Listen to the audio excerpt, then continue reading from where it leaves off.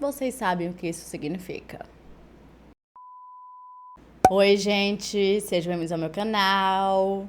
Se você é novo por aqui, eu costumo falar sobre casos criminais reais nas quartas. E em alguns domingos eu falo sobre mitos e lendas enquanto eu maquio. Ou outras histórias. Então, se você gosta desse tipo de conteúdo, não se esqueça de se inscrever e deixar o seu like, que é muito importante para a divulgação do canal. Principalmente se você faz isso logo no comecinho do vídeo. Tipo agora. E se você tem alguma sugestão de casos criminais, mitos, lendas ou basicamente qualquer tipo de história, é só comentar aqui embaixo que eu anoto tudo e tento trazer o mais rápido possível. E caso você também tenha uma história real de algum caso criminal que aconteceu com você, com a sua família ou até mesmo na sua cidade, ou quem sabe um evento mais paranormal, do jeito que a gente tanto ama, é só enviar por e-mail ddmeia-noitestories@gmail.com. Porque quem sabe a sua história pode ser contada no nosso próximo episódio do Depois da Meia-Noite, que por sinal vai sair amanhã. E o que dizer sobre o caso de hoje? Como vocês podem ver aí, né, vocês já sabem a duração desse vídeo, eu não sei, mas eu sei que vai ser praticamente um filme. Então, se você tiver acumulado aquela pia podre, toda a sujeira da sua casa durante uma semana, ou apenas quer aproveitar aí essa sexta-feira, esse sextou, é só pegar a pipoquinha, alguma coisa para beber, aquele cobertor e vamos que vamos. O caso de hoje, ele tem um pouco de tudo mesmo, e tem bastante detalhes. Eu fiz o meu melhor para que o caso não fique confuso para vocês, porque são muitas e muitas informações. Mas caso vocês ainda tenham dúvidas após o fim do vídeo, é só comentar aqui embaixo que eu vou fazer o meu melhor para responder. Mas eu já estou falando demais, então chega de blá blá e vamos pro caso de hoje.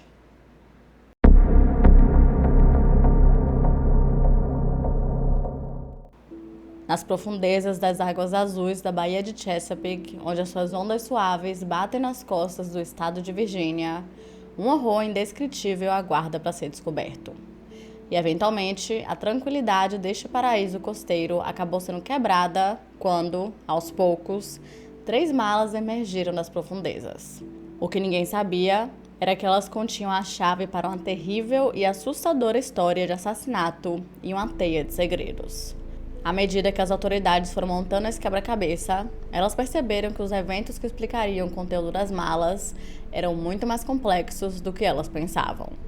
A cada descoberta, o véu da inocência foi se dissipando, revelando assim uma selvageria e uma crueldade que espreitava sobre a comunidade.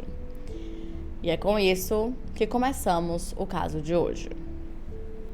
William Theodore Maguire, mais conhecido apenas como Bill Maguire, nasceu no dia 21 de setembro de 1964 em Bronx, em Nova York, e era filho de William e Ruth. Ele era o caçula de 3 filhos do casal, sendo as outras duas meninas chamadas Nancy e Cindy, e enquanto seu pai trabalhava como impressor no The New York Times, a sua mãe era a dona de casa. Desde criança, Bill era o tipo de pessoa que adorava se aventurar. Só pra vocês terem noção, quando ele era uma criancinha, tipo 3 anos de idade, ele costumava sair do seu cercadinho de madeira para sair livremente pela casa. E essa vontade de conhecer coisas novas o acompanhou pelo resto de sua vida. Infelizmente, o seu âmbito familiar não era o dos mais agradáveis e calmos o possível.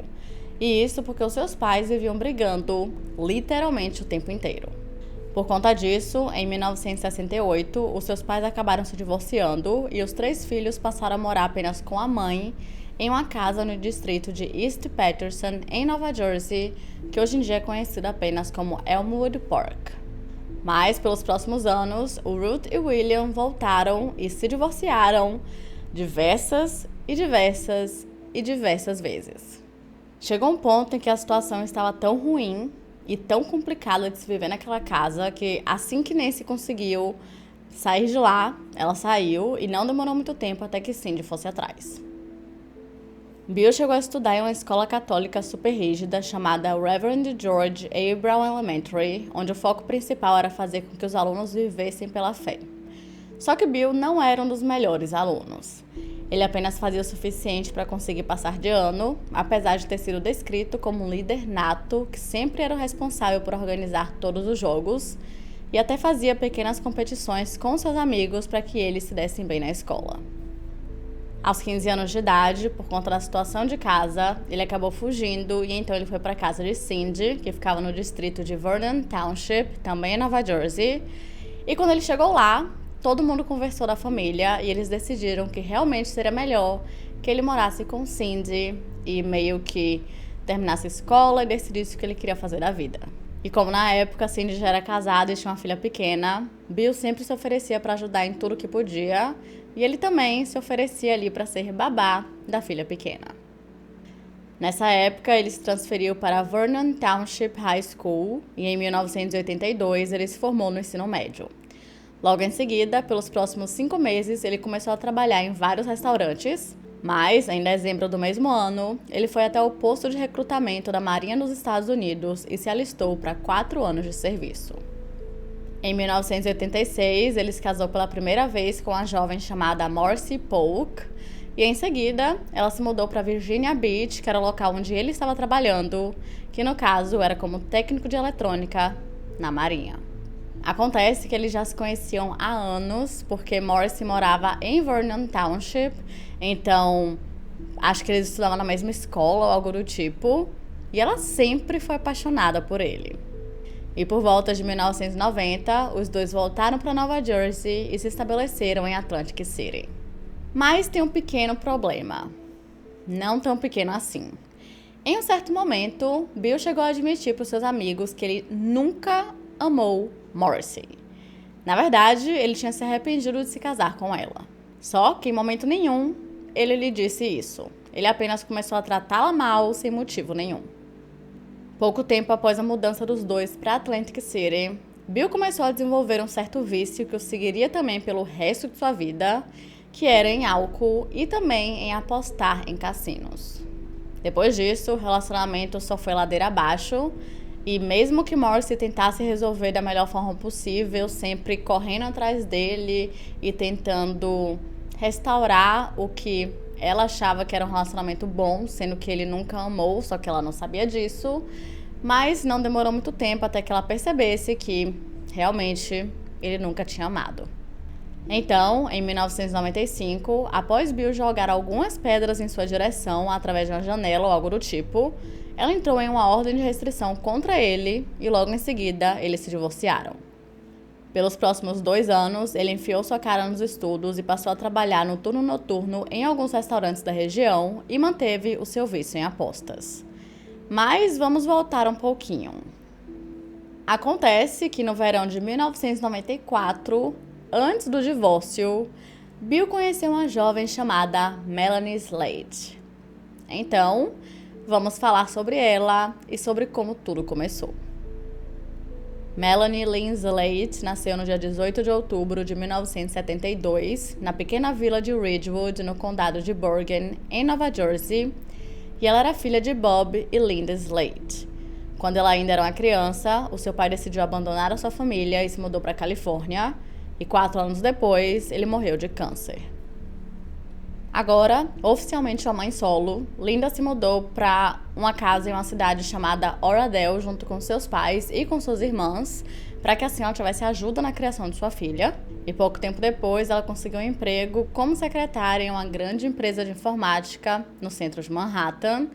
E não demorou muito tempo até que ela começasse um caso com seu chefe, que era um homem chamado Michael Capello, que, por sinal, era casado e tinha um filho. Em 1978, quando Melanie estava com 6 anos, a família se mudou para um complexo de apartamentos na cidade de Port Amboy, também em Nova Jersey, e Melanie passou a estudar em uma escola pública em Woodbridge. E assim, ela era extremamente inteligente. Ela sempre tirou notas super altas, sem que tivesse que se esforçar muito para isso, e ela tinha uma habilidade acadêmica natural e uma memória fotográfica. Pois é, literalmente o meu sonho, considerando que a minha memória é uma bela bosta.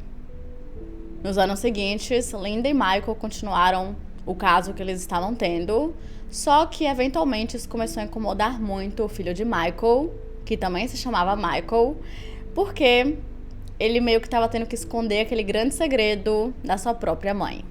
Então, quando eles finalmente se divorciaram, ele contou tudo, principalmente porque Michael, pai, estava culpando a mãe dele de todo o divórcio, como se ela tivesse sido, meu Deus, a pessoa terrível que teria negligenciado o casamento dos dois. Depois disso, os dois Michael, se mudaram para a casa da família de Melanie. Só que quem não gostou muito disso foi a própria Melanie. Acontece que Michael pai era um cara extremamente rígido e na época Melanie estava se tornando adolescente e a gente sabe o que acontece nessa época. Ela estava ali virando uma pessoa um pouco mais rebelde e não, ela não tinha problema nenhum em falar o que ela bem pensava. Então você já pode imaginar aí o tanto de discussão e brigas que esses dois tinham. Melanie estudou na Middletown High School South, onde continuou seu legado de ser sempre a primeira da classe. Aos poucos, ela foi se tornando cada vez mais autoconfiante e criando um grupo de amigos. De acordo com todo mundo que a conhecia, ela era incrível e sempre ajudava quando via que alguém precisava, mas, ao mesmo tempo, ela também era um tanto quanto manipuladora. Se ela precisava de alguma coisa, ela não hesitaria em usar o seu charme e a sua beleza para isso. E como vocês devem imaginar, exatamente por conta disso, ela recebia bastante atenção masculina. Não apenas dos seus colegas, mas pasmem ou não, também dos professores, que por sinal eram casados e muito mais velhos. Eles até começaram a ter casos extraconjugais com Melanie, o que é um absurdo. Novamente, ela era menor de idade. E quando seu padrasto descobriu sobre isso, ele ficou full pistola. Mas eu não sei se ele chegou a fazer alguma coisa ou não. Mas não pensem que as suas notas altas eram por conta disso. Ela sempre foi uma pessoa extremamente esforçada e ela tinha um histórico assim curricular perfeito, impecável. E ela mesma criava metas pessoais que ela corria atrás para conseguir alcançá-las. Além de sua agenda apertadíssima, ela também trabalhava meio período como caixa em um supermercado local, bem como em uma loja de iogurte. Em 1990, ela se formou no ensino médio entre os 5% melhores da turma e passou a focar em sua carreira. Ela se matriculou na Universidade de Rutgers e fez uma especialização dupla em matemática e psicologia, e foi nessa época que ela também saiu da casa da família e se mudou para o dormitório estudantil. Ela se formou em 1994, aos 22 anos de idade, só que ao invés de seguir ali suas especializações, ela mudou completamente de plano e decidiu estudar enfermagem. E como agora ela não estava mais na universidade, ela voltou a morar com os pais e também conseguiu um emprego ali em um restaurante de frutos do mar. Nessa época, ela estava namorando um jovem chamado Brian Gerber, e como existiam algumas confraternizações entre os funcionários dos restaurantes locais, em uma delas, o seu namorado a apresentou ao seu novo colega de quarto. Que adivinha? Era Bill Maguire. E imediatamente eles tiveram uma conexão assim realmente absurda. Então, poucos dias depois, Melanie terminou com Brian, mas Bill não terminou com Morrissey. Afinal, eles só se divorciaram um ano depois. De acordo com todo mundo que conhecia o casal, eles eram o par perfeito. Apesar de eles terem uma diferença de 8 anos de idade, sendo Melanie a mais nova, isso não fazia a menor diferença. Eles tinham muita coisa em comum. Eles compartilhavam o mesmo humor sarcástico e o amor pela boa vida. E eles eram completamente apaixonados um pelo outro. Mais tarde, a irmã de Bill, Cindy, chegou a dizer que Melanie era espirituosa, inteligente, adorável e fofa. E enquanto Morrissey não era a pessoa certa para seu irmão, Melanie definitivamente era. Bill nunca levou Morrissey a sério, ele sempre achava que ela era inferior a ele, mas em relação a Melanie, ele sentia que eles eram iguais. O que é um pouco de quebrar o coração, porque, como eu falei pra vocês, Morrissey sempre foi apaixonadíssima por ele e ele tratou ela como lixo. Mas enfim. Ao longo de 1996, agora que ele estava 100% divorciado, o relacionamento dos dois foi se aprofundando cada vez mais e todo mundo sabia que, assim que eles terminassem os estudos, eles iriam se casar. Mas, como eu já cansei de falar nesse canal, não existe casal perfeito. E definitivamente, Melanie e Bill não eram. Desde o começo do relacionamento, eles eram conhecidos por brigarem bastante, mas ao mesmo tempo isso não diminuía o amor que um sentia pelo outro, porque geralmente costumavam ser brigas por motivos bem bestas, pelo menos por um tempo. Tudo mudou no dia 1º de março daquele mesmo ano. Acontece que nesse dia, Bill estava dirigindo com sua carteira suspensa e então ele foi parado pela polícia por excesso de velocidade. E como ele sabia que ele teria que enfrentar um certo tempo na prisão, ele decidiu tirar o seu da reta e então tentou convencer Melanie. Vamos mudar a palavra. Ele pressionou Melanie a dizer que quem estava dirigindo o carro era ela e não ele. De alguma forma, que eu não sei exatamente como, os policiais acabaram descobrindo isso, que ela tinha mentido para protegê-lo, e então ele foi colocado na prisão, passando apenas um dia antes de pagar a fiança. No dia 12 de novembro do ano seguinte, ele recebeu 3 anos de liberdade condicional e foi multado por adulteração de testemunha, e a própria Melanie também recebeu uma punição por mentir em julgamento. E, obviamente, tudo isso acabou afetando bastante o relacionamento dos dois, porque Bill literalmente preferiu sacrificá-la e jogá-la para os leões, ao invés de lidar com as consequências dos seus próprios atos.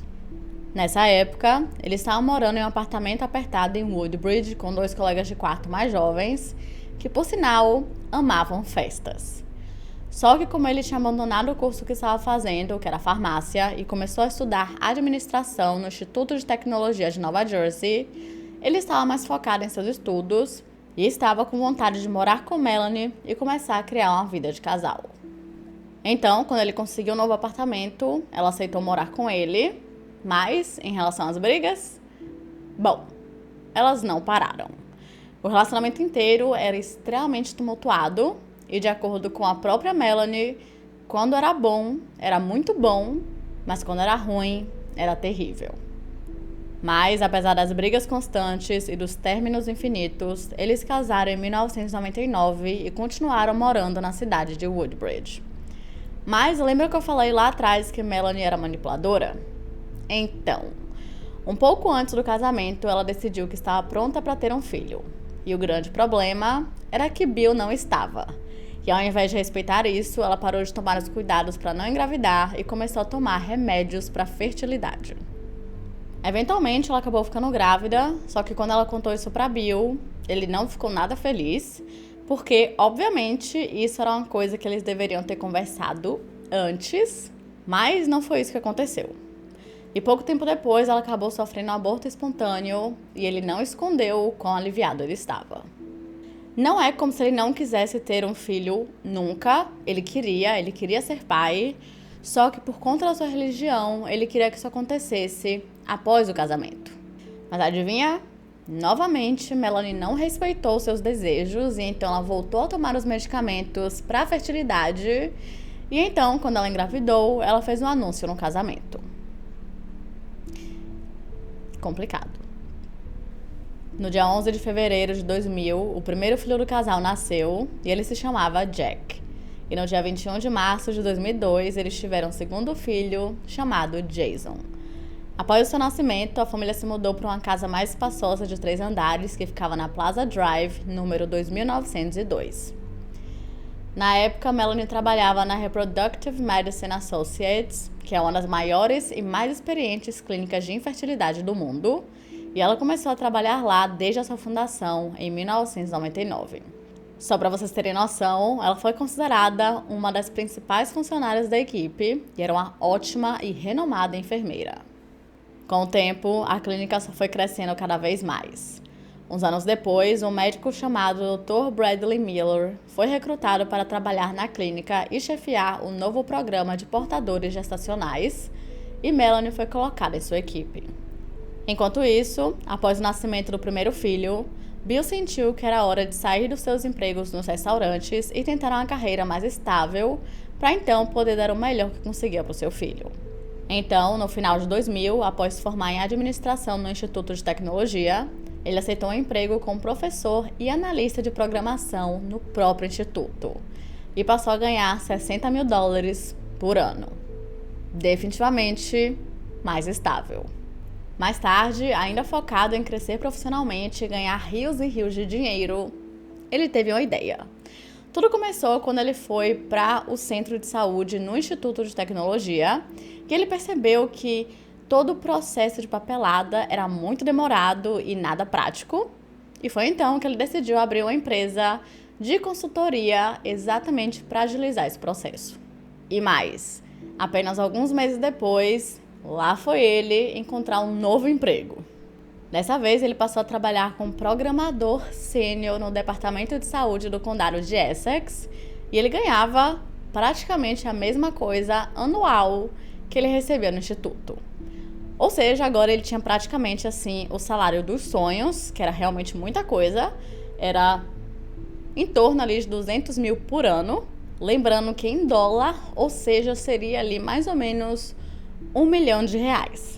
Tá bom pra vocês? E agora ele poderia seguir para a próxima fase da sua vida. Enquanto a sua vida profissional estava assim só decolando, indo maravilhosamente bem, não podemos dizer o mesmo em relação com o seu relacionamento com Melanie. Como ele trabalhava das 7h30 da manhã até as 4 horas da tarde no instituto e de lá ia diretamente para o departamento de saúde do condado de Essex, voltando para casa apenas 11 horas da noite, sem contar no trabalho que às vezes ele tinha que fazer na sua própria empresa, ele não tinha tempo para nada. Ele chegava em casa, tomava banho, dormia, acordava e começava tudo de novo. Ele não tinha tempo para Melanie e ele não tinha tempo para os seus filhos. Nisso, eles passaram a raramente se verem durante a semana e isso foi fazendo com que eles fossem se afastando cada vez mais. Mas Bill queria mudar isso. Ele queria que as coisas voltassem a ser como antigamente e não pretendia ter aquela rotina doida para sempre. Era realmente algo para alavancar a sua carreira e permitir que ele juntasse dinheiro para seguir o seu próximo sonho. Uma coisa que Bill sempre quis era a casa dos seus sonhos. Ele sempre quis ter aquele lugar grande que ele pudesse criar sua família, ter um quintal gigante para os seus filhos correrem, brincarem. E acredito eu, literalmente eu tirei isso da minha cabeça com base nas coisas que eu li, com base no livro que eu li sobre esse caso. Acredito que pelo fato de ele não ter tido uma casa e um lar super acolhedor e cheio de amor e alegria, ele queria isso para sua própria família. Mas além disso, esse sonho da sua casa se tornou a sua grande prioridade. Inicialmente, ele queria se mudar para Virginia Beach, porque seria muito mais barato e também seria mais fácil de encontrar uma casa do jeito que ele queria. Só que Melanie bateu o pé e disse que eles não iriam se mudar porque ela tinha o emprego dela e também ela gostava de morar perto de sua família, que era algo que ela morava naquela época, então sempre que ela precisava deixar os filhos com alguém para cuidar, ela tinha ali simplesmente com muita facilidade a casa dos seus pais. E ele se mudando para mais longe atrapalharia muito a sua vida, principalmente porque Bill quase nunca estava em casa, então a pessoa que ficava mais responsável com todo o seu trabalho que ela já tinha na clínica e cuidar da casa e cuidar das crianças era ela. Então, após discutirem bastante sobre isso, ele aceitou e começou a procurar uma casa por ali mesmo. E finalmente, em 2004, ele fez uma oferta em uma casa grande que ficava no condado de Warren. E ele conseguiu a sua tão sonhada Casa dos Sonhos. No dia 29 de abril do mesmo ano, Bill e Melanie tiveram uma briga muito grande logo nas primeiras horas da manhã. De acordo com Melanie, a briga toda começou e se escalou por conta da nova casa. Isso porque Bill sempre quis comprar a casa em Virginia Beach, mas de acordo com ele tinha simplesmente aceitado comprar a casa em Nova Jersey e de alguma forma ele estava ressentido por conta disso, e isso principalmente por conta do valor. Como eu falei, caso eles comprassem uma casa em Virginia Beach, sairia muito mais barato, mas ao invés disso, ao comprarem a casa em Nova Jersey, eles pagaram $500 mil. E obviamente, como eles não tinham esse dinheiro assim de bobeira, Bill teve que fazer vários empréstimos para conseguir a casa. Só que tudo ficou bem mais agressivo quando ele, aparentemente, pegou um lencinho amaciante que estava em um cesto de roupa e enfiou na boca dela e começou a chamá-la de preguiçosa por algum motivo e, por fim, lhe deu um tapa no rosto. E só nesse momento que Melanie percebeu que um de seus filhos estava parado vendo tudo aquilo. Então, ela o agarrou e se trancou junto com ele no banheiro até que Bill se acalmasse. Ela disse que durante esse tempo ela chegou a ouvir barulho como se Bill estivesse andando pela casa, subindo e descendo as escadas, e acreditou que ele provavelmente estava arrumando as coisas e levando para o carro. E essa foi a última vez que ela o viu. Quando ela saiu do banheiro, ela percebeu que ele não estava mais em lugar nenhum, e então ela apenas assumiu que ele havia ido para Atlantic City para poder ficar alguns dias lá, que era algo que ele geralmente fazia, principalmente quando eles brigavam, e lá era o local onde tinha todos os cassinos que ele adorava apostar. Ela acreditava que ele voltaria em alguns dias, só que dessa vez isso não aconteceu. No dia 5 de maio, 2 amigos, juntamente com um casal de filhos de um deles, decidiram ir pescarem na Baía de Chesapeake, em Virginia Beach. Eles saíram em um barco e foram pela ponte e ancoraram na Ilha dos Pescadores, que é uma ilha que fica ao sul da península Delmarva e fica logo na entrada da baía, a cerca de 5 horas de carro da cidade de Woodbridge, em Nova Jersey. Algumas horas depois, um dos homens viu uma mala flutuando na água e eles imaginaram que ela teria caído de um carro que tivesse passado por cima do túnel ou de alguma ponte. Imaginando que não fosse nada demais, eles decidiram tentar puxá-la para o barco, o que foi uma tarefa um pouco difícil por conta do peso. Mas, eventualmente, eles conseguiram. Quando uma das crianças viu a mala, ela começou a ficar super animada, dizendo que eles tinham encontrado um tesouro e insistiu que eles a abrissem. E é nesse momento que eu dou mais uma dica da tia Geise.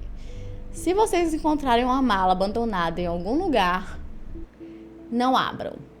Chamem a polícia, qualquer coisa. De preferência, chama a polícia. Mas não abra porque assim, gente, realmente, dificilmente vai ser uma coisa boa. E quase nunca vai ser um tesouro. É fácil eu falar isso pra vocês, considerando que temos aqui uma comunidade de pessoas viciadas em casos criminais. Então, geralmente a gente pensa o pior. Mas nesse caso, ninguém pensou. Eles realmente pensaram que eles encontrariam alguma coisa interessante. Provavelmente não um tesouro, exceto pelas crianças, mas quem sabe, roupas, enfim. Então, os 2 homens, os 2 adultos, pegaram a mala, a colocaram no barco e viram que era de uma marca de mala chamada Kenneth Cole, de cor verde escura. Eles abriram a mala e se depararam surpreendentemente com um saco preto. Só que eles não pararam por aí. Eles continuaram.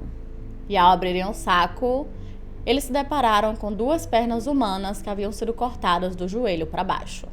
Obviamente, quando as crianças viram isso, elas começaram a gritar desesperadamente e chegou um certo momento que todo mundo ficou em silêncio, em puro choque, até que os adultos decidiram ligar para a emergência. E a situação era tão incomum e tão surreal que a operadora do 911 realmente pensou que era um trote e demorou até um certo tempo até que ela acreditasse que aquilo era real e disse que enviaria a polícia. Só que nisso, os homens ficaram ali esperando por 30 minutos e nada. Eles tiveram que ligar de novo para a emergência, relatar de novo a mala e esperar de novo que a operadora dissesse que iria enviar a polícia. Eles esperaram mais meia hora, totalizando aí 1 hora esperando que alguém chegasse no local e nada. Eles realmente tiveram que ligar uma terceira vez e só depois de 2 horas que as autoridades chegaram. Quando os detetives chegaram no local e viram o conteúdo que estava dentro da mala, eles rapidamente perceberam que essa não seria a única mala. que com certeza nos próximos dias outras malas apareceriam com o resto do corpo. E foi exatamente isso que aconteceu. No dia 10 de maio, uma jovem estudante de pós-graduação estava recolhendo lixo em um santuário de pássaros que ficava na Ilha dos Pescadores, quando ela viu uma mala verde escura na areia da praia. Inicialmente, ela não deu muita bola para aquilo, ela ignorou aquele fato, achando que fosse, sei lá, qualquer coisa, uma mala abandonada, que tivesse caído de algum lugar e tivesse ficado lá, nada muito interessante. Só que no dia seguinte, quando ela voltou, a mala estava no mesmo local. E foi então que ela ficou curiosa. Ela chegou mais perto e decidiu abri-la, e assim como a primeira mala, essa também tinha um saco plástico preto dentro. Só que na mesma hora que ela puxou um pouco o plástico, veio um cheiro assim de pura morte, né? Cheiro de decomposição, e imediatamente ela parou o que estava fazendo e ligou para a emergência. E sinceramente, essa foi a melhor escolha que ela fez em sua vida. A mala então foi levada para ser analisada e lá dentro foi encontrado um torso humano com seus braços ainda presos e também uma cabeça humana. E como seu rosto ainda estava bem preservado, exceto pelo inchaço por ter ficado tanto tempo embaixo d'água, os investigadores acreditavam que ele poderia ser facilmente identificado. Nessa análise, o médico legista também descobriu que a vítima havia levado 2 tiros no tronco e um na cabeça, e agora estava mais do que evidente que era um homem. Além disso, as 2 balas foram recuperadas do corpo, e elas eram balas de canto vivo, ou Wad Cutters, que são balas que têm uma ponta mais plana e é feita especificamente para atirar em alvo de papel em uma curta distância. Parece que elas também ganharam popularidade por serem consideradas armas de autodefesa, mas isso não é algo que elas geralmente são utilizadas, é meio que poucas pessoas usam com esse intuito. E por fim, no dia 16 de maio, a última mala foi encontrada. Nesse dia, um casal que estava andando pela segunda ilha da Baía de Chesapeake acabou se deparando com a mala verde escura. E como a esse ponto todo mundo já sabia que algumas malas estavam aparecendo com partes de um corpo humano, imediatamente eles ligaram para a emergência sem se atreverem ali a tentarem abri-la. Nessa mala foi encontrada uma pelvis juntamente com o resto das pernas da vítima. E agora, com o corpo completo, os investigadores começaram a olhar todos os registros de pessoas desaparecidas que tinha ali na área, na esperança de que eles conseguissem identificar o homem misterioso.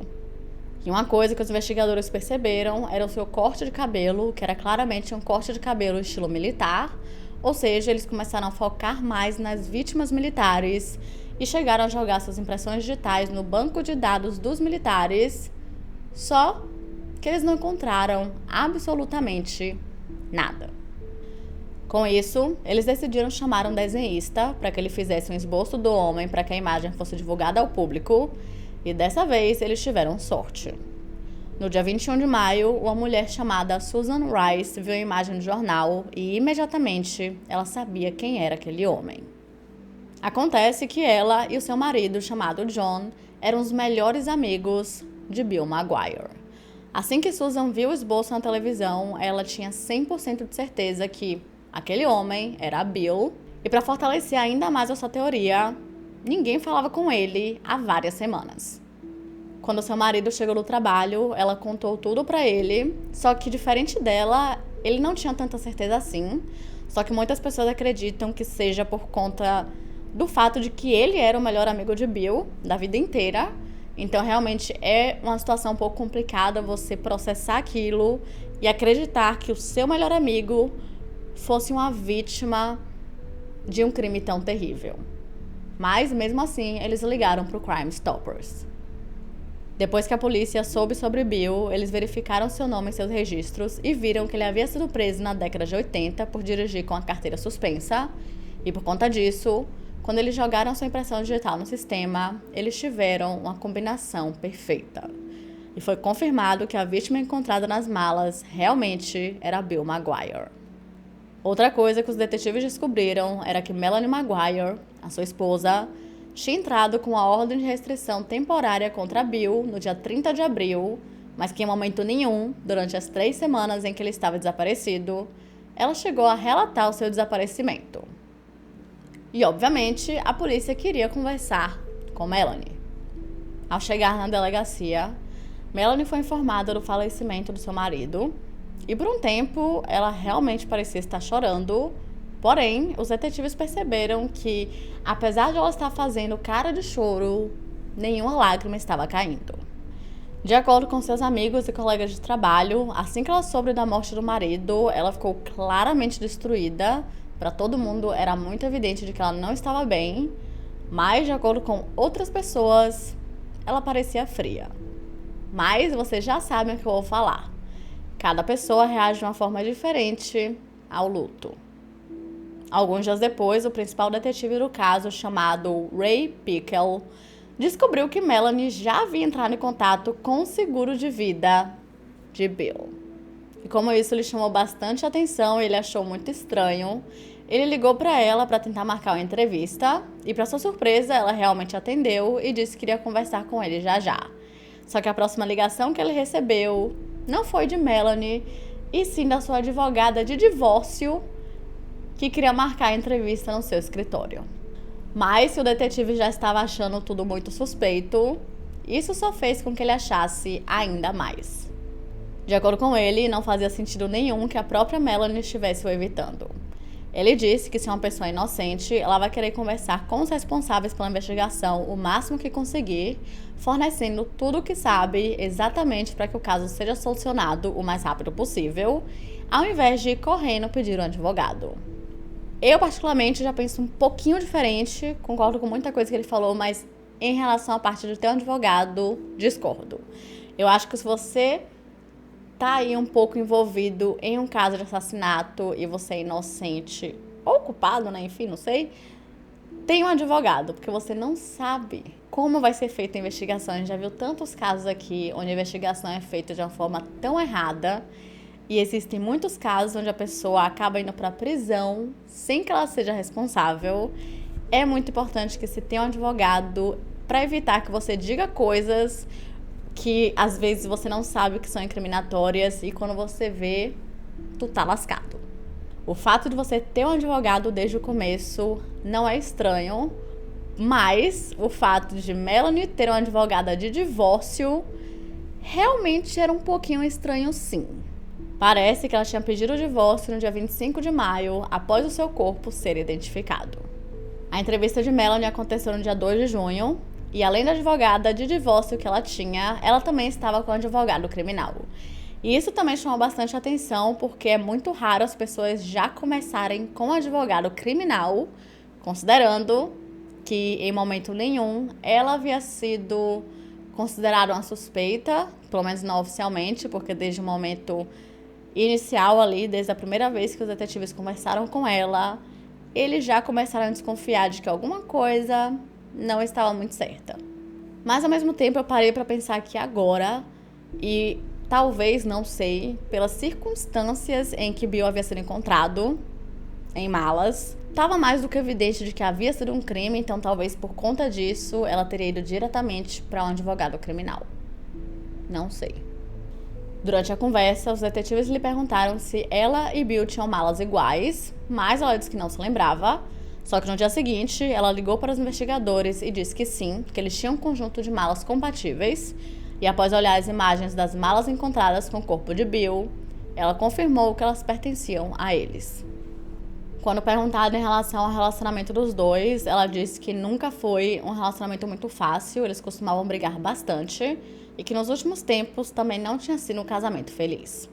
Depois disso, eles também lhe perguntaram sobre o carro de Bill, e logo em seguida, ela perguntou se eles haviam encontrado o veículo, mas quando eles disseram que não, ela disse que eles provavelmente o encontrariam em Atlantic City, considerando que Bill costumava viajar bastante para lá por conta do seu vício em apostas. Mais tarde, os investigadores falaram que durante toda a entrevista ela parecia bem irritada com o fato de estar sendo questionada sobre a morte do seu marido, pelo menos quando ela falava sobre ela. Porque toda vez que ela falava sobre Bill, ela falava sem problema nenhum. Ela chegou a dizer que ele era capaz de irritar as pessoas com muita facilidade, que ele era um babaca e que não era nada amigável, ou até mesmo feliz. O que é interessante, visto que parece que a única pessoa que pensava isso dele era ela. exceto pela parte de irritar as pessoas, porque ele era o tipo de pessoa que costumava fazer piadas bem ofensivas, que muitos não gostavam nem um pouco. Essa entrevista só durou 20 minutos, o que é bem impressionante, na verdade, porque foi uma entrevista, assim, flash, né, velocidade da luz, super rápida. E logo depois dela, os detetives lhe perguntaram, ou melhor, lhe pediram permissão para que eles entrassem e vasculhassem ali um depósito que ela tinha. Ela consentiu a isso, mas antes disso, os detetives foram até a casa que eles moravam antes de assinarem o contrato da Casa dos Sonhos de Bill. A casa geminada ficava na rua Plaza Drive, número 2902, em Woodbridge, e os investigadores foram para lá com toda uma equipe forense com a esperança de encontrarem resquícios de sangue ou alguma outra evidência que comprovasse que Melanie era responsável por matar Bill. E como oficialmente ela não morava mais lá porque eles haviam assinado o contrato da casa nova, eles não precisavam da permissão dela para realizarem as buscas. O que foi ótimo porque eles acreditavam fortemente que todo o crime havia acontecido na casa antiga. Porém, ao chegarem lá, o local estava impecável. Todos os cantos estavam extremamente limpos e brilhantes e as paredes haviam sido recentemente pintadas. O que nesse caso não é tão estranho assim, porque como eles estavam mudando de casa e essa casa antiga era alugada, eles precisavam deixá-la da melhor forma possível para devolver para o proprietário, e isso envolve pintar as paredes e limpar tudo da melhor forma possível. Mas os peritos não desistiram. Eles estavam particularmente interessados nos banheiros do segundo andar, mas assim como o resto da casa, eles também estavam super limpos. Chegaram a ter alguns falsos positivos de luminol, mas isso se devia aos produtos químicos usados para limpar a casa. E pasmem, nada foi encontrado. Então, na manhã seguinte, os investigadores foram até o depósito de Melanie, que ficava no Arthur Self Storage, que ficava na rodovia 1, em Edson, e lá eles se encontraram com ela e com seu advogado criminal. Ao abrirem a unidade, eles se depararam com todos os móveis da casa antiga, que provavelmente estavam lá até que a mudança fosse realizada. E também, nesse momento, Melanie apontou para uma caixa azul de plástico e disse que era ali que estavam todos os pertences pessoais de Bill. Mas algo que chamou a atenção dos detetives foi o fato de que nenhuma de suas roupas estavam ali. Quando questionada sobre isso, Melanie disse que havia doado tudo para um dos primos e, obviamente, eles foram confirmar a história e ela realmente havia feito isso. Só que isso é esquisito. O seu marido havia acabado de ser encontrado morto em diversas partes dentro de 3 malas diferentes e ela já havia doado suas roupas. Geralmente, as pessoas se apegam bastante a esses tipos de itens, exatamente porque roupas ali retêm o cheiro da pessoa amada e muitos demoram meses ou até mesmo anos para se desapegarem disso. Mas não Melanie. Mas enfim. Ainda durante a busca, o detetive Pickle deu uma saída rapidinho, dizendo que iria no banheiro. O que no caso não era o que ele iria fazer, era apenas um jeito de sair dali sem chamar atenção, porque ele queria conversar com o gerente do depósito. E rapidamente ele descobriu que Melanie tinha uma outra unidade menor, que em momento nenhum ela havia mencionado. E quando ele voltou para a primeira unidade, ele questionou sobre isso e ela confirmou sem problema nenhum. Nessa outra unidade foi encontrada a carteira de Bill, que continha seu seguro social, alguns cartões de visita, alguns cartões de médico também, né, tipo convênio, enfim, e também várias fotos de Melanie e dos seus filhos. Eu não sei se apenas esses itens foram encontrados ou se tinham outros tipos de itens também, como por exemplo cartões de crédito, mas como eu não consigo confirmar isso para vocês, fica aí em aberto. No meio tempo, a polícia de Virgínia, que foi o local onde as malas haviam sido encontradas, entregou a investigação para a polícia de Nova Jersey, considerando que Melanie era a principal suspeita do caso e era lá onde ela morava. E a esse ponto, algumas coisas haviam sido encontradas que poderiam indicar ali, ou provar, talvez, quem sabe, que Melanie era a responsável pelo crime, mas tudo era circunstancial. Então, vamos lá. Algo bem esquisito foi em relação ao funeral. Assim que o corpo de Bill Maguire foi encontrado, ela rapidamente providenciou que os seus restos mortais fossem cremados antes que acontecesse um enterro gratuito em um cemitério para veteranos. E ela tentou desencorajar Susan e John Rice, os melhores amigos de Bill, que foram responsáveis por identificar o esboço divulgado pela polícia, de irem em seu próprio enterro. O que, obviamente, eles acharam um grande de um absurdo. Mas, além disso, em momento nenhum ela informou aos familiares e amigos de Bill que ele havia morrido, tanto que um deles em específico, eu não sei se tiveram outros, mas acredito que sim, só descobriu do falecimento do amigo um ano depois. Outra coisa que a polícia descobriu foi que no dia 26 de abril, apenas 3 dias antes do desaparecimento de Bill, Melanie havia comprado uma arma. Inicialmente, eles fizeram a busca pelas lojas que vendiam armas em Nova Jersey, mas como eles não encontraram nada, eles expandiram as buscas para a Pensilvânia.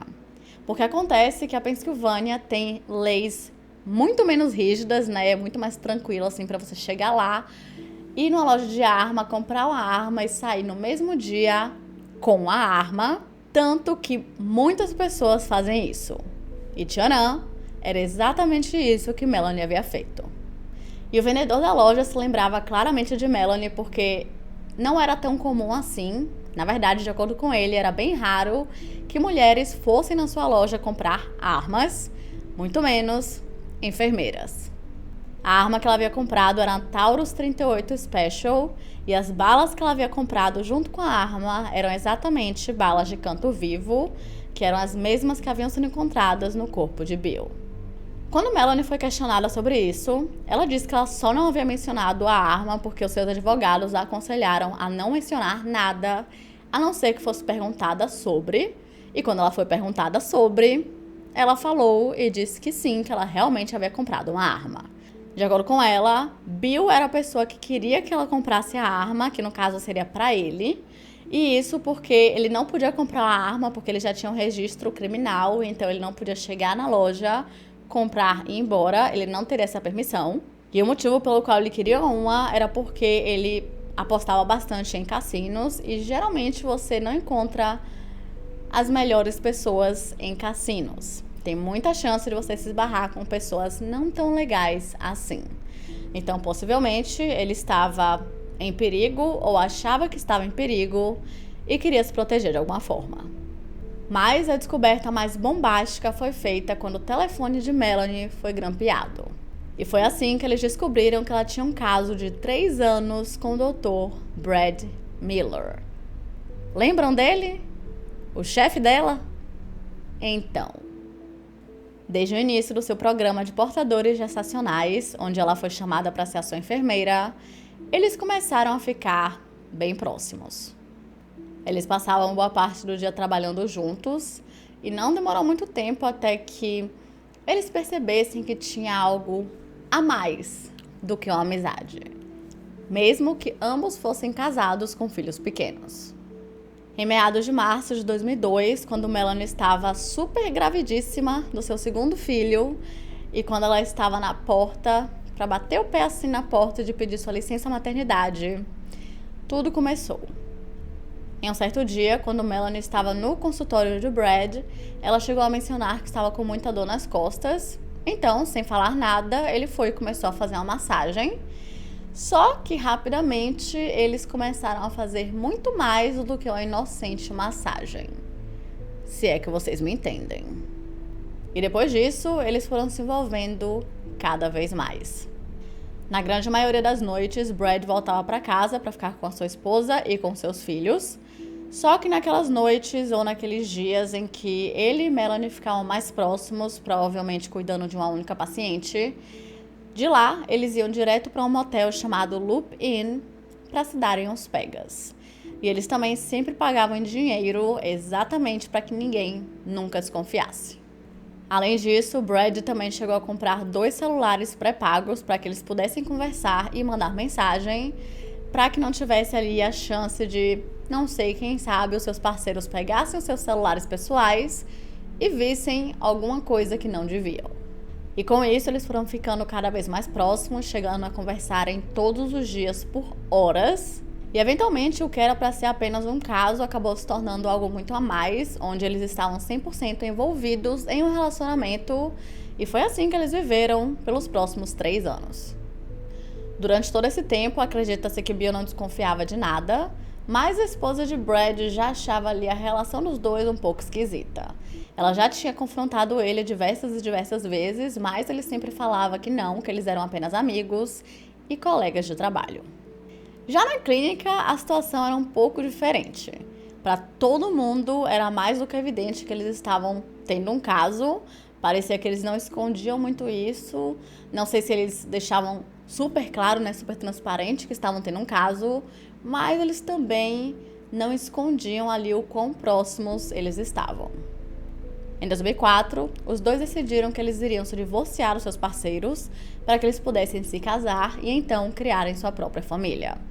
Porém, isso precisava ser feito com muita cautela, porque a prioridade de ambos eram seus filhos e eles não queriam, em hipótese alguma, que eles sofressem com o processo de divórcio.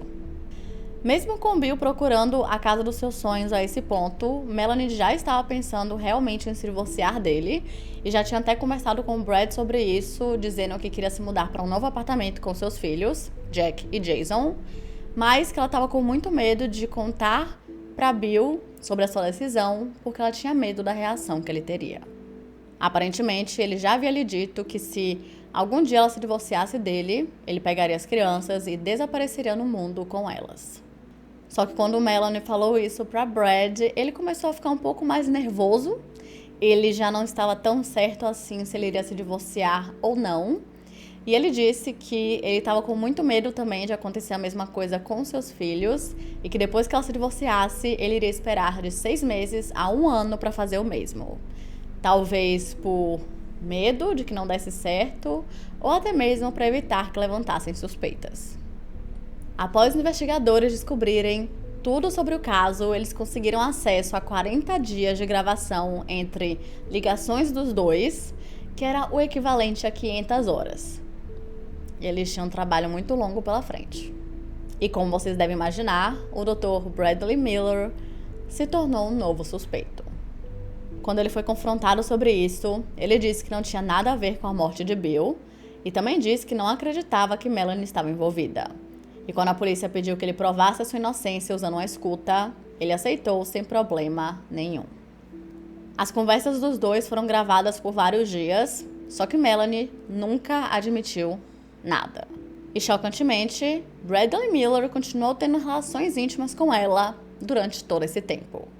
O que não foi nada bom para o seu julgamento de caráter e para a sua reputação. Em seguida, a polícia entrou em contato com um amigo que Melanie havia conhecido na escola de enfermagem e que era um homem que era completamente apaixonado por ela. O amigo se chamava Jim Finn e ele sempre deixou para ela muito claro de que se algum dia ela precisasse de ajuda, não era para hesitar em lhe pedir. E foi isso que ela fez. Em fevereiro de 2004, ela lhe ligou e começou a fazer algumas perguntas sobre armas, porque parece que ele entendia bastante sobre. E quando os detetives fizeram essa descoberta, eles também pediram que ele usasse uma escuta, mas novamente ela nunca admitiu ou revelou nenhuma informação sobre o assassinato de Bill. E pouco tempo depois, tanto Jim Finn quanto Bradley Miller foram inocentados de estar envolvidos no crime. Em janeiro de 2005, a polícia conseguiu acesso ao Easy Pass de Melanie, que é um sistema eletrônico de cobrança de pedágio, e foi com isso que eles descobriram que ela tinha feito 2 viagens para Atlantic City. No dia 30 de abril, o dia seguinte ao dia que ela falou que Bill teria saído de casa e provavelmente ido para lá para apostar nos cassinos, ela decidiu ir até a cidade para procurar por ele, aparentemente. Então, ela foi dirigindo pela cidade, passando no estacionamento de cada cassino, até que eventualmente ela encontrou o carro de Bill, só que ao invés de ela entrar e procurar por ele, conversar e quem sabe resolver a briga, ela decidiu se vingar. Para isso, ela saiu do seu carro e entrou no dele e dirigiu o veículo até um hotel chamado Hotel Flamingo, que não ficava em uma área muito legal da cidade. De acordo com ela, eles costumavam fazer esse tipo de coisa o tempo inteiro, dar mais motivos para que eles continuassem brigando ainda mais. Parece que cada casal tem uma dinâmica diferente e a dinâmica desse era ser o mais tóxico possível. Quando os investigadores olharam as câmeras de segurança do hotel, eles realmente viram o carro de Bill sendo estacionado, mas com uma qualidade era muito ruim, não dá pra ver nada, não dá pra saber se realmente quem estava dirigindo o carro era ela ou alguma outra pessoa. E depois dessa descoberta, eles também começaram a acreditar na teoria de que tinha uma outra pessoa junto com ela dentro do carro, porque afinal ela teria que voltar para a cidade de alguma forma, ou pelo menos ir até o seu carro, pegar o carro e voltar para Nova Jersey. Existem também outros motivos para eles acreditarem que ela teria um cúmplice, mas falaremos sobre isso mais na frente. Então, tenham isso em mente. Tinha uma outra coisa que também tinha acontecido nesse dia. Melanie disse que Brad Miller havia lhe dado uma receita para Xanax para que ela tomasse e se acalmasse um pouco após a briga com o marido. E só depois disso que ela dirigiu 2 horas até Atlantic City e moveu o carro de Bill. Só que pouco tempo depois, ela percebeu que não estava em condições de dirigir e pegou um táxi de volta para casa, pagando cerca de $200. Mas fica ainda mais esquisito. Ao invés de pedir que o taxista a deixasse em frente à sua casa, ela pediu que ele a deixasse na estação de trem de Woodbridge. Só que como ela passou as 2 horas da viagem dormindo, ao chegar na estação ela percebeu que o efeito do remédio já havia passado, que ela estava em condições de voltar para Atlantic City, pegar o carro e voltar para Nova Jersey. Então ela pegou um táxi com um taxista que estava fora de serviço e fez essa viagem. Lembrando que tudo isso em uma única noite. Levando em conta que cada viagem durava 2 horas, ela teria passado 8 horas viajando, o que pelo menos a teria deixado exausta. Se eu viajo 2 horas de carro, eu já fico super cansada. Imagine se eu viajasse 8. E o mais surreal é que ela teria feito isso, tudo isso, apenas para mover o carro de Bill e se vingar dele de alguma forma. Não faz o menor sentido. Apenas 5 dias depois, Melanie teria feito uma viagem de 45 minutos até Delaware para comprar alguns móveis para casa nova. E ela teria ido comprar lá porque ela não pagaria os impostos. Não sei direito como funciona, só sei que lá ela não pagaria. Então ela deixou seus filhos na casa dos avós e seguiu para a cidade. Mas ao chegar lá, a loja ainda estava fechada e só abriria daqui a 1 hora. E no meio tempo ela recebeu uma ligação de Brad e só nesse momento ela se lembrou de que tinha combinado de almoçar com uma amiga em Nova York. E lá foi ela fazer uma viagem de mais de 3 horas até a próxima cidade. E algo curioso nisso é que a estrada que ela pegaria para sair de Nova Jersey e chegar em Delaware era a mesma estrada usada para ir para a ponte e túnel da Baía de Chesapeake. Exatamente o local onde a primeira mala foi encontrada. E só para acrescentar mais uma coisa suspeita nesse baú de coisas suspeitas, ela também tentou ocultar os seus registros no EasyPass, pagando boa parte dos pedágios em dinheiro. E além disso, ela também ligou para o serviço para tentar apagar os seus registros. Apesar de não existir nenhuma evidência forense nesse caso, existem muitas evidências circunstanciais. E isso fez com que os investigadores acreditassem que eles tinham um caso fortíssimo contra Melanie Maguire. Com base nisso, eles criaram a linha do tempo super detalhada do que eles acreditam que teria acontecido. E antes de falar para vocês sobre a linha do tempo, é importante lembrar que tudo isso são suposições do que teria acontecido com base em circunstâncias muito esquisitas. Como vocês já sabem, com base nos registros sobre a arma, foi descoberto e determinado que Melanie havia comprado no dia 26 de abril. Na mesma noite, quando ela já estava em casa, aparentemente ela começou a fazer algumas pesquisas suspeitas e um tanto quanto interessantes em relação a medicamentos super fortes, como por exemplo, tranquilizantes e sedativos. Ela também teria pesquisado sobre choque insulínico que causa perda de consciência e também possivelmente convulsões. Às 8h30 da noite, ela pesquisou sobre hidrato de cloral, que é um sedativo super poderoso, e por conta disso, os investigadores acreditam que ela falsificou uma receita da clínica onde ela trabalhava com a assinatura do Dr. Brad Miller para 500 mg de xarope de hidrato de cloral, que é 5 vezes a dosagem recomendada para adultos. Então, no dia 27 ou 28, que foi o dia em que ela e Bill assinaram o contrato da casa nova, ela deixou seus filhos na escola e foi pegar o medicamento em uma farmácia. Acontece que em momento nenhum, Melanie acreditou que eles realmente iriam comprar a casa. Parece que eles já tinham chegado nesse ponto de quase comprarem uma casa diversas vezes, em diversas ocasiões diferentes, só que toda vez que eles estavam, muito perto e só faltava assinar o contrato, Bill chegava lá, pegava o dinheiro, ia para Atlantic City e apostava tudo. Então, Melanie acreditou que, dessa vez, não seria diferente. Mas, para sua surpresa, foi. Foi então que ela teria entrado em pânico porque ela queria se livrar de Bill e então se casar com Brad Miller, mas agora tinha ficado tudo um pouco mais complicado do que antes. E foi nesse momento que ela começou a executar o plano de assassinato do marido. Eles acreditam que por volta das 6 horas da tarde, as crianças estavam brincando no andar de cima da casa antiga, quando Bill decidiu abrir uma garrafa de vinho tinto para comemorar a compra da casa nova. E nisso, Melanie aproveitou a oportunidade para derramar o medicamento que ela havia comprado dentro do seu copo.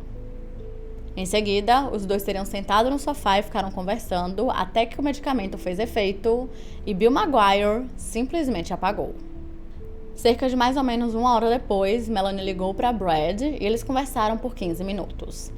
Nesse telefonema, ela lhe disse que ela e Bill tinham tomado vinho, mas que agora ele estava dormindo no sofá e que quando ele acordasse, ela iria conversar com ele sobre o divórcio. Isso porque, quando Brad descobriu que ela havia assinado o contrato da casa, ele ficou com muita raiva, visto que isso ia completamente contra o plano deles de se divorciarem e irem morar juntos. Mais tarde, às 4 horas e 59 minutos da manhã do dia seguinte, dia 29 de abril, Brad ligou para ela enquanto ia para a academia, mas como ela não atendeu, ele deixou uma mensagem dizendo que a amava e pediu que ela ligasse assim que conseguisse. E como ele estava super curioso para saber como tinha sido a conversa, ele lhe mandou mais algumas mensagens, mas Melanie não respondeu nenhuma delas. Então, de acordo com os promotores, às 6 horas e 17 minutos da manhã, Melanie começou a criar o seu álibi. Primeiro, ela pegou o celular de Bill e então escreveu uma mensagem, como se fosse ele, para o seu chefe, dizendo que não iria para o trabalho naquele dia porque estava doente. Só que a mensagem nunca foi enviada porque, por algum motivo, ela tinha um e-mail errado. Então, enquanto Bill estava desmaiado no sofá, ela foi arrumar os filhos para a escola e quando eles passaram em frente ao pai, ela disse para eles ficarem em silêncio, não fazer barulho, porque ele estava dormindo e precisava descansar. Mais tarde, ela ligou para Brad e lhe disse que Bill havia ido embora e que eles tinham tido uma briga bem séria, que foi aquela que falei para vocês lá atrás. E foi nesse momento que ela pediu que ele fizesse uma receita para que ela comprasse Xanax para conseguir se acalmar um pouco. Mas o que aconteceu depois disso é um mistério até hoje. A única pessoa que sabe a realidade, o que realmente aconteceu, é Melanie, então teremos que ficar com a versão criada pelos investigadores. Eles acreditam que depois que Melanie deixou os filhos na creche, ela e o seu cúmplice, que não foi identificado até hoje, começaram a criar uma trilha de pistas falsas e também passaram a se livrar do corpo. Enquanto Bill ainda estava inconsciente no sofá da sala, Melanie teria carregado a sua arma com as balas de canto vivo e a mirou na testa do marido com o auxílio de uma almofada, no intuito de amortecer o barulho, e puxou o gatilho. Ela então apontou a arma para a parte inferior do seu peito, atirando em seu abdômen, logo abaixo da caixa torácica, e por fim, ela disparou mais 2 vezes em seu peito. Agora, com Bill Maguire morto, ela e o seu cúmplice tiveram diversas horas para se livrarem do seu corpo e limparem a cena do crime com o máximo de calma possível. Os promotores acreditam que Melanie teria isolado todo o banheiro, estilo Dexter, e então ela também conseguiu tampar o ralo para que nada ficasse preso ali dentro. O local que ela teria escolhido para fazer o descartamento seria o boxe do banheiro, porque seria o local mais ideal, considerando que ela conseguiria apoiar o corpo de uma forma mais eficaz e também evitaria que respingos de sangue e de pele se espalhassem pelo banheiro. Ela teria usado todo o seu conhecimento médico para criar um ambiente controlado para que, quando eles acabassem, não parecesse uma cena de um filme de terror slasher. E quando tudo estava pronto, ela e seu cúmplice começaram a cortar. Horas depois, quando eles terminaram esse trabalho, Melanie começou a limpar tudo nos mínimos detalhes para evitar que qualquer evidência ou restos, sei que vocês me entendem, ficasse por ali. Porém, ela teria esquecido de limpar o seu sapato. E de acordo com os investigadores, mais tarde, quando ela foi levar o celular e o computador pessoal de Bill para o seu carro, ela acabou transferindo pequenas células humanas para o tapete do carro. Após cometer todo o assassinato e limpar toda a cena do crime, Melanie foi para o Tribunal de Família do Condado de Middlesex para conseguir uma ordem de restrição contra Bill, mas como a fila estava muito grande, ela voltou para casa e começou a ligar para vários advogados de divórcio, até que uma delas aceitasse representá-la. No fim da tarde, ela pegou os filhos na creche e os levou até a casa dos avós em Burnegate, onde eles passaram os próximos dias. Em seguida, se hospedou no hotel Red Roof Inn, na rua New Durham, em Edson, e começou a planejar os seus próximos passos junto com seu cúmplice. Primeiro, eles retiraram o easy pad de ambos os carros, tanto dela quanto de Bill, e os esconderam cuidadosamente para que eles não registrassem os seus próximos passos naquela noite. Por volta das 11 horas da noite, ela dirigiu o carro de Bill até Atlantic City, enquanto seu cúmplice a seguia em seu carro, e então o deixaram no Hotel Flamingo para que parecesse que ele apenas tivesse ido para lá para jogar nos cassinos após a briga do casal, antes de desaparecer misteriosamente. Lembram da câmera de segurança que capturou o carro de Bill parando no estacionamento? Então, ela também capturou um carro, que no caso era o carro de Melanie, parando do lado do carro de Bill, apenas por alguns segundos, que seria o tempo necessário para que algum deles, ou Melanie ou seu cúmplice, saísse do carro de Bill e entrasse no outro. Depois disso, o carro seguiu ao norte. Mais tarde, no dia seguinte, Melanie voltou no Tribunal de Família e finalmente conseguiu a sua ordem de restrição. Por volta das 10 horas da manhã do dia 2 de maio, Melanie fez check-out no hotel e passou na farmácia para comprar o Xanax que Brad havia lhe receitado.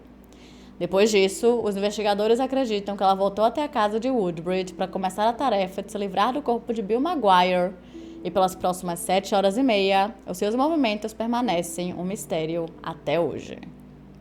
E apenas uma semana após o funeral de Bill, ela colocou à venda a nova casa que eles haviam comprado, que ficava na rua House Mill, número 29, e nunca mais colocou os pés lá dentro.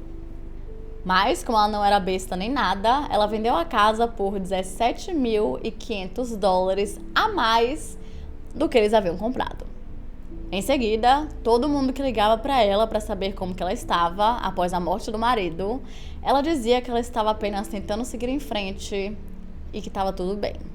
E então, em julho, ela e os seus filhos se mudaram para um apartamento em Perth Amboy, pelo menos até que ela conseguisse uma casa mais permanente para que eles morassem. Com todas as descobertas feitas na investigação, com a linha do tempo feita com base nas evidências circunstanciais que eles tinham, no dia 2 de junho de 2005, a polícia começou a vigiar Melanie. E assim que ela deixou os filhos na escola, ela foi presa e acusada do assassinato de Bill Maguire. Mais tarde, ela foi libertada sob fiança, mas em outubro de 2006 ela foi acusada novamente e também recebeu 2 acusações de dificultar o trabalho da polícia porque eles acreditavam que ela era responsável por escrever uma carta anônima para o procurador-geral, meio que tentando ali tirar as suspeitas de cima dela. Então, vamos ler algumas partes dessa carta. Eu não vou ler tudo porque realmente é uma carta muito grande, mas eu peguei as partes mais interessantes e separei para vocês. Sr. Harvey, seu escritório e a mídia refletiram sobre a vida e a morte de William T. Maguire, e você deixou claro que pretende processar a esposa dele. Você e a mídia o exaltaram como uma pessoa decente e uma vítima. Ele era uma vítima, tudo bem. De sua ganância, seu grande ego e a sua boca ainda maior. Conheci Maguire pela primeira vez porque conhecíamos muitas das mesmas pessoas. Ele foi amigável o suficiente no início e adorava falar sobre si mesmo, junto com qualquer coisa e tudo mais que ele pudesse afirmar saber tudo. Ele falou sobre o trabalho, ele falou sobre Atlantic City, ele falou sobre sua casa, sobre Virgínia, sobre sua esposa, irmã dele, sua ex-esposa. Você não conseguia calar a boca do cara, o que era parte de sua própria ruína. Maguire sempre se gabava de sua posição no Instituto de Tecnologia de Nova Jersey. Ele falou de suas conexões no nível local e estadual em vários departamentos do estado, como eles poderiam e iriam jogar em seu negócio de consultoria. A parte engraçada é que ele era um jogador muito bom, mas seu ego não deixava perder. Ele ganhou muito, mas quando perdeu, perdeu muito e perseguiu o dinheiro com a mesma intensidade com que perseguiu parte da cauda que paira nesses lugares. Ele culpou todo mundo quando perdeu, os outros jogadores, a casa, o traficante, até a esposa dele, se você pode imaginar. Pessoalmente, considero a sua observação de que a morte dele não pode ter nada a ver com jogos de azar uma das coisas mais hilárias que você disse publicamente. Você já esteve em Atlantic City? Mantivemos Maguire por perto porque ele era bom para certas coisas. Obviamente, coisas que você nunca descobrirá. Mas com o tempo ele desenvolveu o vício em substâncias ilícitas. Ele até tentou traficar. Aqui está uma pergunta para você, Sr. Harvey. Maguire estava falando sobre o seguro de vida que faria. Um moinho na esposa, 2 nele. Ele falou sobre a Virgínia e como era para lá que ele iria assim que ganhasse dinheiro aqui. Como a esposa odiava isso. Quando perguntei como ele planejava convencê-la a se mudar, ele sorriu e disse que estaria livre dela até então. Você percebeu que a senhorita Maguire, em sua trama egoísta para matar o marido, não se preocupou em esperar que ele realmente comprasse o seguro? Ela tem um namorado com dinheiro, ela não precisava. Em primeiro lugar, não conheço ninguém que repassasse 2 milhões, dinheiro ou não. Você não deveria se importar que a esposa comprou uma arma. Você não deveria se importar que as malas fossem dela. Você não deveria se importar se os sacos de lixo combinam. Estou lhe dizendo que você não deveria se importar se houver um vídeo dela sorrindo e acenando nas docas da Virginia Beach. Sabe por quê? Obviamente não. Então vou simplificar. E não é porque ela não poderia fisicamente ter feito o que levou 2 e, em certo momento, 3 homens para fazer. É porque Billy Mack trouxe tudo o que era necessário para ele e muito mais. Não de propósito, claro, mas foi mais fácil do que qualquer um poderia acreditar. Então, agora cabe a você descobrir. Ela não pode te ajudar muito, mas você já perguntou a ela? Eu sei, você acha que isso é uma farsa. Bem, permita-me apresentar alguns fatos que devem finalmente convencê-lo do contrário. 1. Toma a liberdade de enviar isso para a mídia, caso você queira fechar os olhos para isso mesmo, pois tem tudo o mais nesse caso. 2. Estou enviando para o advogado da esposa. 3. Pela leitura dos artigos do ano passado, parecia que seus braços foram cortados. Eles não foram. 4. Ele estava vestindo nada além de cuecas roxas quando você o encontrou. 5. Já descobriu de onde vieram os pesos? Agora você acredita em mim? No fim, essa carta só fez com que investigadores acreditassem ainda mais que Melanie era a culpada e que ela era a pessoa responsável por escrevê-la. E as únicas pessoas que sabiam que o torso de Bill havia sido encontrado com a cueca roxa era o assassino e a própria polícia. Além disso, apenas eles sabiam que alguns pesos haviam sido colocados dentro das malas para que elas afundassem e também que os seus braços ainda estavam presos no seu corpo. Mas, até onde eu sei, nunca foi confirmado com 100% de certeza que quem escreveu essa carta foi Melanie. Muitos acreditam que sim, porque parece que alguns erros ortográficos que a pessoa anônima fez, ela também cometia. Ela se declarou inocente e disse que não era responsável pela carta, e pouco tempo depois foi libertada novamente sob fiança. E 2 anos e 10 meses após a descoberta da primeira mala, o julgamento de Melanie Maguire começou. A promotoria, então, começou a apresentar todas as evidências circunstanciais que eles tinham. Eles chegaram a dizer que quando eles encontraram o veículo de Bill, eles encontraram também lá dentro uma seringa e hidrato de cloral. Como eu falei para vocês mais cedo, o hidrato de cloral havia sido comprado exatamente no dia do seu desaparecimento e com a receita assinada pelo Dr. Brad Miller. Só que quando o Brad testemunhou no tribunal, ele falou que nunca havia assinado aquela receita e que aquela nem era sua letra, e sim a de Melanie. Em relação a isso, Melanie chegou a dizer que ela costumava trabalhar de casa em vários dias da semana, então ela tinha vários blocos de receita da clínica. Então, caso Bill estivesse viciado, porque eu pesquisei no Google e parece que essa substância é uma substância que as pessoas costumam viciar com muita facilidade, Ele poderia muito bem ter pegado a receita, forjado a assinatura de Brad Miller, porque tem uma grande chance de ele conhecer a assinatura de Brad, e então acessar o computador dela e pegar informações pessoais de alguns pacientes da clínica, para que, obviamente, ele não usasse as suas informações pessoais. Além disso, tem o fato de que ele chegou a cursar farmácia, ele só não se formou ali por conta do seu histórico criminal, então, querendo ou não, ele tinha algum conhecimento. Ela também disse que o hidrato de cloral é uma substância, um medicamento que as pessoas costumam usar quando elas tomam esteroides, como uma forma de conseguirem dormir com mais facilidade. E de acordo com ela, a irmã de Bill tinha dito que poucos dias antes do seu desaparecimento, ele estava agindo de uma forma muito estranha, como se ele tivesse sob o efeito de esteroides. Só que mais que isso, é um pouco estranho eles terem levado o hidrato de cloral para o julgamento, considerando que nenhuma substância foi encontrada em seu organismo. Depois disso, os promotores mostraram algumas pesquisas que haviam sido feitas no computador de Melanie, que eram minimamente interessantes. Aparentemente, ela tinha pesquisado sobre como conseguiu a arma ilegalmente, como envenenar uma pessoa e como matar uma pessoa. Porém, tinha um problema com essa evidência. Acontece que Bill e Melanie usavam o mesmo computador em casa, então não tinha como eles comprovarem que a pessoa que fez essas pesquisas tinha sido Melanie e não Bill.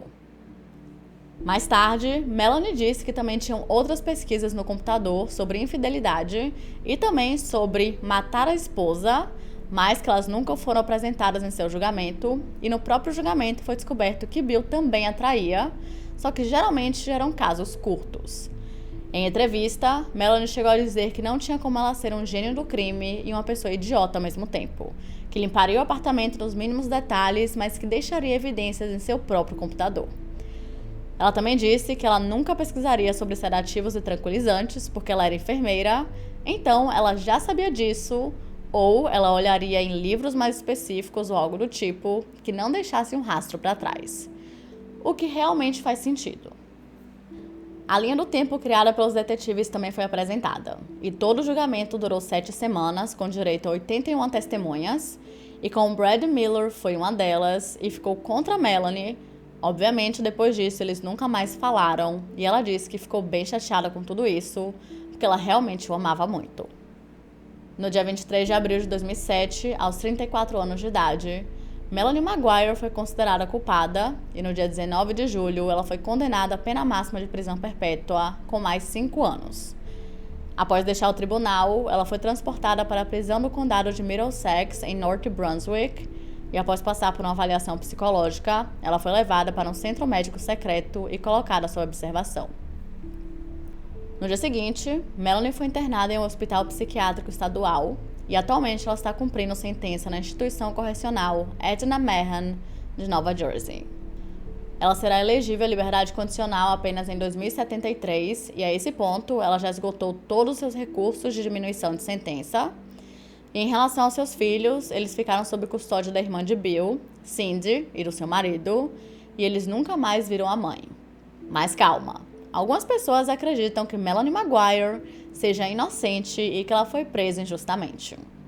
Até hoje, ela mantém a sua inocência e 2 apresentadoras chamadas Megan Sachs e Amy Slosberg chegaram a criar um podcast chamado Direct Appeal, onde discutem sobre o caso nos mínimos detalhes. Tanto Megan quanto Amy acreditam na inocência de Melanie e elas acreditam e têm esperanças de que o seu podcast consiga libertá-la da prisão. Uma das principais razões do porquê elas acreditam nisso é porque a arma do crime nunca foi encontrada e nunca foi confirmado com 100% de certeza que a arma de Melanie tinha sido a arma do crime. Como muitos de vocês já sabem, cada arma acaba deixando a impressão digital em suas balas. Só que a impressão digital deixada pela arma de Melanie era diferente da impressão digital que havia sido encontrada nas balas que foram retiradas ali do corpo de Bill. Porém, os investigadores falaram que tudo isso tinha sido apenas um erro do fabricante, tanto que após o julgamento, a empresa acabou mudando essas informações no site, e aí meio que, se realmente tivesse sido apenas um erro do fabricante no site, era arma sim, e pronto.